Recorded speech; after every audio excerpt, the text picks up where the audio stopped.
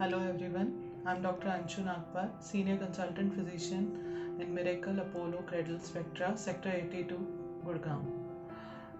Today we are going to talk about typhoid fever. ये एक infectious disease है जो साल्मोनेला नाम के बैक्टीरिया से होती है और इसकी अलग अलग सीरोटाइप से फैलती है। अकॉर्डिंग टू दैट इसकी सिवियरिटी भी अलग अलग तरह की होती है।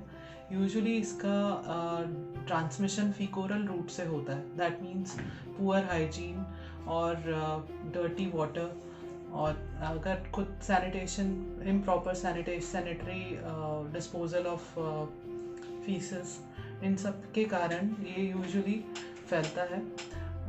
इसमें इसका मुख्य लक्षण जो होते हैं वो ज़्यादातर बुखार, हाई ग्रेड फीवर, वो भी स्टेप लैडर पैटर्न में होता है। मतलब शुरू के दिनों में बुखार कम सेवेरिटी का होगा, उसके बाद उसकी ग्रेड बढ़ती जाती है and it goes up to 104 degree temperature. And along with it कुछ एब्डोमिनल सिम्टम्स होते हैं, जैसे कि डायरिया हो सकता है, कॉन्स्टिपेशन हो सकता है, पेन हो सकता है एब्डोमेन में, नोजिया, वॉमिटिंग। ये सब चीज़ें टाइफॉइड की बीमारी का लक्षण है। इसके लिए सबसे पहले आपको थोड़ा सा, जैसे ही आपको डाउट हो उसी टाइम पे आपको अपने फिजिशियन को कंसल्ट करना चाहिए। और यूजुअली अलग अलग समय पर, बीमारी के अलग अलग समय पर अलग अलग तरह के टेस्ट रिकमेंडेड हैं, और इसके लिए हमारे पास कुछ बेसिक टेस्ट भी हैं जो इनडायरेक्ट और डायरेक्ट एविडेंस ऑफ टाइफॉइड है, जिसमें ब्लड कल्चर में तो बिल्कुल कंफर्म हो जाता है कि टाइफॉइड है या नहीं, उसमें उसका बैक्टीरिया दिखाई दे जाता है। According to that we can proceed with treatment, जो कि यूजुअली अगर माइल्ड टाइफॉइड है तो ओरल एंटीबायोटिक्स से ठीक हो जाता है, बट अगर वो थोड़ा सा भी मॉडरेट टू सिवियर की तरफ है तो we should take it seriously and उस कंडीशन में पेशेंट को एडमिशन की ज़रूरत पड़ सकती है, बिकॉज उस कंडीशन में आईवी एंटीबायोटिक्स का अच्छा रोल है, जो कि 7 से 10 दिन तक रह सकता है। यूजुअली फीवर आने के 5 से 10 दिन बाद तक, अकॉर्डिंग टू पेशेंट की कंडीशन, एंटीबायोटिक्स देने पड़ सकते हैं और इसके लिए प्रॉपर ट्रीटमेंट है। बट अगर ये कभी बिगड़ जाता है या कॉम्प्लिकेट हो जाता है, इन दैट केस एक्चुअली साल्मोनेला जो बैक्टीरिया है वो हमारे शरीर में प्रवेश करता है गंदे पानी या अगर पुअर हाइजीन है उसके थ्रू। तो उसके मेन कारण है अर्बन पॉपुलेशन में improper disposal of sewage, and second most common cause is जो हमारे फूड हैंडलर्स होते हैं, क्योंकि हम अपने हाइजीन का तो ध्यान रख लेते हैं, लेकिन जो हमारे फूड हैंडलर्स हैं, अगर हम बाहर का खाना खा रहे हैं या हमारे घर में कुक रखा हुआ है तो उसके हाइजीन के लिए भी हमें उतना ही अटेंटिव रहना चाहिए।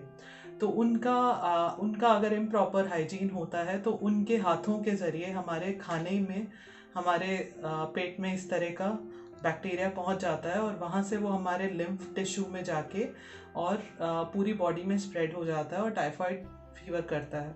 टाइफॉइड बेसिकली जो अफेक्ट करता है, वैसे तो सारे ऑर्गन्स पे थोड़ा थोड़ा अफेक्ट होता है, लेकिन आंतों पे इसका सबसे ज़्यादा इफेक्ट होता है। उसमें अल्सर्स बन जाते हैं, स्पेशली जो छोटी आंत होती है उसके डिस्टल पार्ट में।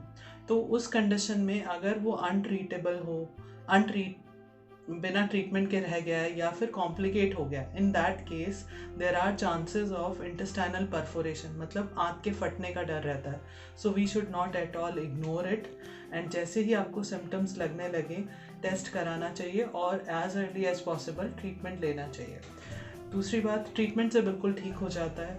अब इसके बचाव के उपायों पे अगर आते हैं तो उसमें सबसे इम्पॉर्टेंट चीज़ है कि हमारा खुद का पर्सनल हाइजीन बहुत अच्छा होना चाहिए, और अगर हम बाहर से खाना खा रहे हैं या पानी ले रहे हैं, that should be packed water और पैक्ड फूड।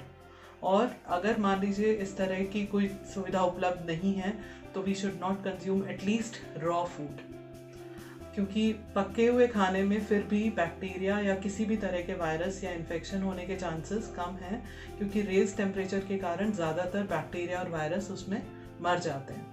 तो मोस्ट कॉमन कॉज जो है वो स्ट्रीट फूड, जो कि अनकवर्ड हो या फिर रॉ हो, उससे फैलता है और पानी से फैलता है। तो इन सब चीज़ों का ध्यान रखना चाहिए। और उसके अलावा आजकल टाइफॉइड वैक्सीन अवेलेबल है, जो अगर हम लेते रहते हैं बूस्टर डोजेस के साथ में टाइम टू टाइम, तो भी इसका प्रिवेंशन किया जा सकता है।